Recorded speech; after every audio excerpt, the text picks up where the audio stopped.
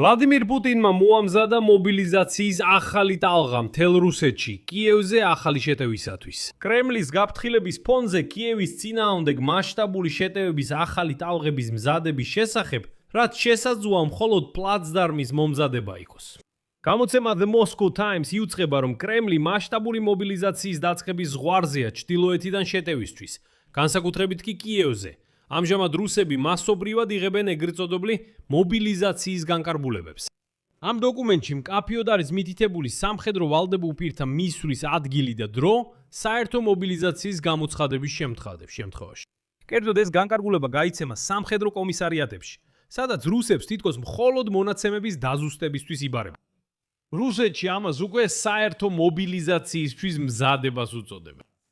ამასთან რუსეთის ფედერაციის საგარეო საქმეთა მინისტრმა სერგეი ლავროვმა 25 მაისს დაურეკა აშშ-ის სახელმწიფო მდივანს მარკ რუბიოს და განუცხადა, რომ რუსეთის პრეზიდენტმა ვლადიმირ პუტინმა არმიას დაავალა რეგულარულად დაებომბათ კიევი. და აი ექსპერტები უკვე ამტკიცებენ, რომ ამ დაბომბვებს შეიძლება შევხედოთ როგორც მცდელობას, ან ჩვენთვის პლაცდარმის შექმნის, ან ასეთი შთაბეჭდილების შექმნის მცდელობად.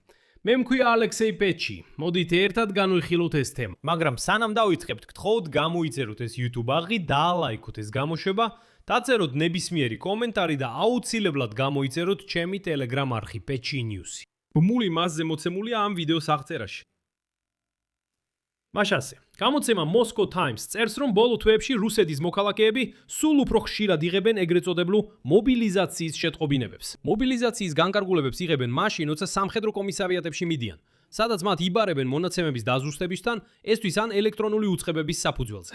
საკითხი იმაშია, რომ ყველაფერი მხოლოდ მონაცემების გადამოწმებას გავს, მაგრამ რეალურად სამხედრო კომისარიატები აფრთხილებენ, რომ მალე კიდევ ერთხელ მოუწევთ მისვლა. აქვე აღნიშნავ, რომ ადრე გახდა ცნობილი, რომ ბელარუსში სხვათა შორის რუსებს აღარ უშვებენ. იმიტომ რომ ჯერ ინფორმაციას ამოწმებენ, ხომ არ ეძებს მათ სამხედრო კომისარიატი. როგორც გამოცემა წერს, ამის შესახებ მოტმობს Google-ისა და Yandex-ის საძიებო მოთხოვნების სტატისტიკა, ასევე იურისტების ინფორმაცია. Google-მა მობილიზაციურ განკარგულებასთან დაკავშირებული საკვანძო სიტყვების მოთხოვნების ზრდა მარტის ბოლოდან დაიწყო ფიქსირება, ხოლო პიკს აპრილის დასაწყისში მიაღწია. შედეგად ისეთი მოთხოვნები, როგორიცაა ჩასვეს მობილიზაციური განკარგულება. რა ვქნა, რამდენ ხანს მოქმედებს მობილიზაციური განკარგულება, ან წითელი მობილიზაციური განკარგულება. Google Trends-ში სუპერპოპულარულ სტატუსს მიაღწია. ამავე დროს Yandex WorldStat-მა რუსების ინტერესი იგივე ტერმინით მობილიზაციური განკარგულება ჯერ კიდევ გასული წლის შემოდგომიდან დააფიქსირა, ხოლო შემდეგ ზამთარსა და გაზაფხულის დასაწყისში ასეთი მოთხოვნების თითქმის 4-ჯერადი ზრდა გამოავლინა. აქაც უნდა ავხსნათ. ეს მობილიზაციური განკარგულება გაიცემა მუნიციპალიტეტის გაწევის კომისიის გადაწყვეტილების საფუძველზე.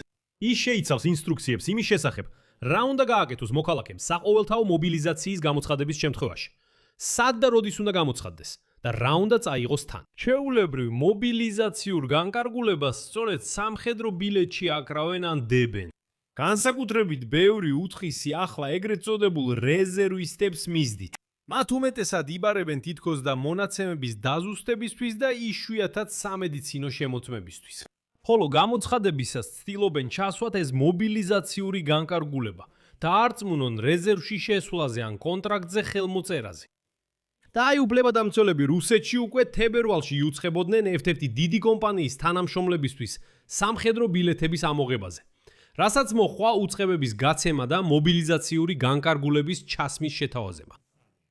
მარტში ალტაის მხარეში სოფელ ნოვორომანოოს ადმინისტრაციამ სიები გამოაგრა. მობილიზაციური განკარგულებების მისაღებად სამხედრო ბილეთების მქონე მამაკაცებს გამოცხადება დაავალეს.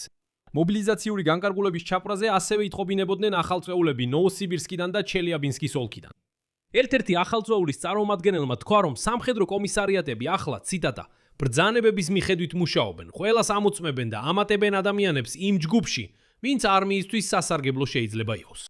ამას საერთო მობილიზაციისთვის მზადებას და კანდიდატების შერჩევას უწოდებენ. ამ ფონზე შეგახსენებთ, რომ სწორედ გუშინ 25 მაისს ვლადიმირ პუტინმა საბოლოოდ მოაწერა ხელი კანონს, რომელიც მნიშვნელოვნად აფართოებს მის უფლებამოსილებებს შეიარაღებული ძალების საზღვარგარეთ გამოყენების საკითხში. დოკუმენტის მიხედვით, ამიერიდან მელოდი დიქტატორი ვლადიმირ პუტინი შეძლებს გამოიყენოს არმია რუსეთის მოქალაქეების დასაცავად, თუ ისინი საზღვარგარეთ დააკავებენ, დააპატიმრებენ, ან სისხლის სამართლებრივ ან სხვა სახის დევნას დაუქვემდებარებენ. საუბარია იმ შემთხვევებზე, როდესაც რუსები დაპატიმრებულნი არიან საზღვარგარეთ სასამართლოებით, რომლებსაც აქვთ უფლებამოსილება რუსეთის ფედერაციის მონაწილეობის გარეშე, ასევე საერთაშორისო სასამართლო ორგანოებით, რომელთაც რუსეთი არ აღიარებს, და ეს ყველაფერი აღნიშნულია ან ამ კანონის განმარტებით ბარათში. შესაბამისი ცვლილებები შედის ფედერალურ კანონებში მოქალაქეობისა და თავდაცვის შესახებ. მოქმედი რედაქციით, ვლადიმირ პუტინს აქვს უფლება გაგზავნოს ჯარების საზღვარგარეთ იმ შემთხვევაში, თუ ქვეყნები ან საერთაშორისო ორგანოები იღებენ გადაწყვეტილებებს, რომლებიც ეწინააღმდეგება რუსეთის ფედერაციის ინტერესებს, ან იღებენ ძირითად გადაწყვეტილებას, რომელიც ეწინააღმდეგება რუსეთში. და აი ვლადიმირ პუტინის უფლებამოსილების გაფართოება რუსეთის არმიის საზღვარგარეთ გამოყენებაზე რუსეთის ხელისუფლებამ გადაწყვიტა მას შემდეგ, რაც ნატოს წამყვანი ქვეყნებისგან მიიღეს რამდენიმე გაფრთხილება იმის შესახებ, რომ კრემლი ემზადება ღია ომისთვის ერთ ან რამდენიმე ევროპულ ქვეყანასთან. ზაფხულში გერმანიის დაზვერვის ხელმძღვანელმა გააფრთხილა ბალტიის ქვეყნებში რუსეთის პროვოკაციის რისკზე. თებერვალში დანიის დაზვერვამ განაცხადა, რომ რუსეთს შეუძლია დაიწყოს სრულმასშტაბიანი ომი ევროპაში მომდევნო 5 წლის განმავლობაში. მაგრამ ასე წოდებული ნულოვანი ფაზა ასეთი ომისთვის მზადებაში რუსეთში უკვე დაწყებულიულია. და ამის შესახებ ჯერ კიდევ ოქტომბერში წერდა ომის კვლევის ინსტიტუტი. ექსპერტების აზრით ამის დასტურია სამხედრო ოლქების რეორგანიზაცია რუსეთის დასავლეთ საზღვარზე. ასევე სამხედრო ბაზების შექმნა ფინეთთან საზღვარზე. ასევე დივერსიები, რადიოელექტრონული ბრძოლის საშუალებების მუშაობაში ჩარევა, GPS-ის ჩახშობა, ცეცხლის წაკიდებები და პროვოკაციები ჰაერში.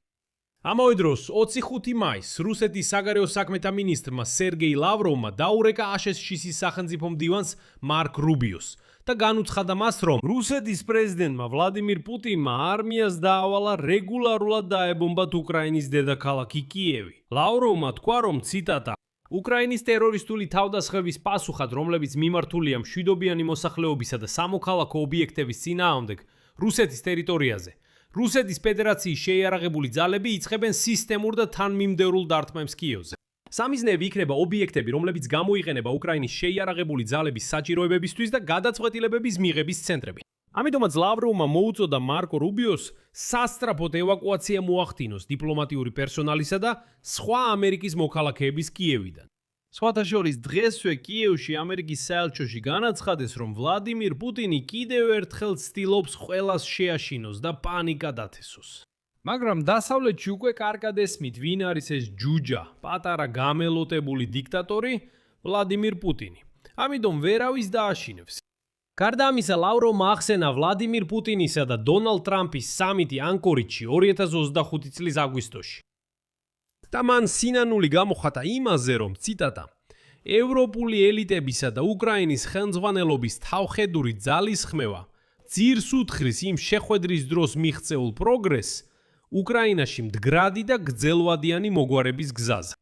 ასევე შეგახსენებთ, რომ მანამდე ორშაბათს რუსეთის საგარეო საქმეთა სამინისტრომ კიევის ახალი დაბომბები დაანონსა. ეს მოხდა მასშტაბური თავდასხმის შემდეგ მეორე დღეს, როდესაც ქალაქზე ასობით უპილოტო აპარატი და ათეულობით რაკეტა, მათ შორის რაკეტა ორეშნიკი, იქნა გამოყენებული. ამასთან რუსეთის ფედერაციის თავდაცვის სამინისტრომ კიევის მასშტაბური დაბომბვა 24 მაისს უკვე წარმოადგინა როგორც თითქოს პასუხი უკრაინის ტერორისტულ თავდასხმებზე სამოქალაქო ობიექტებზე და შურისძიება სტარობელსკზე განხორციელებულ დარტყმაზე, რომელიც თავად რუსებმა გამოიგონეს. უკრაინის შეიარაღებული ძალების გენერალურ შტაბში უარყოფენ დარტყმას სტუდენტურ საერთო საცხოვრებელზე ლუგანსკის ოლქში. იქ აცხადებენ, რომ დარტყმები განხორციელდა მხოლოდ რუსულ სამხედრო ობიექტებზე, კერძოდ საბრძოლო მასალის საწყობებზე, საჰაერო თავდაცვის საშუალებებზე, მართვის პუნქტებზე და უპილოტო დანაყოფ რუბიკონის შტაბზე. აქ მრავალ წერტილს დავსვამ, თქვენი აზრი და დასკვნები დაწერეთ კომენტარებში ამ გამოშვების ქვეშ. გამოიწერეთ არხი, დააწკაპუნეთ ზარზე და არ დაგავიწყლეთ ვიდეოს მოწონება. თუ გსურთ, ხარი დაუჭიროთ შეიარაღებული ძალების მუშაობას, დააწკაპუნეთ ზარზე და არ დაგავიწყდეთ ვიდეოს მოწონება. თუ გსურთ, ხარი დაუჭიროთ ამ მუშაობას. YouTube უარყოფს სტუდენტურ რეკვიზიტებზე დარტყმას. დეტალები მითითებულია ამ ვიდეოს აღწერაში. და ბოლოს კიდევ დავამატებ, რომ ეს მხოლოდ ლუგანსკის ოლქში გამომიჩნდა. უკრაინის შეიარაღებული ძალების გენშტაბი უარყოფს ლუგანსკში სტუდენტურ საერთო საცხოვრებელზე დარტყმას.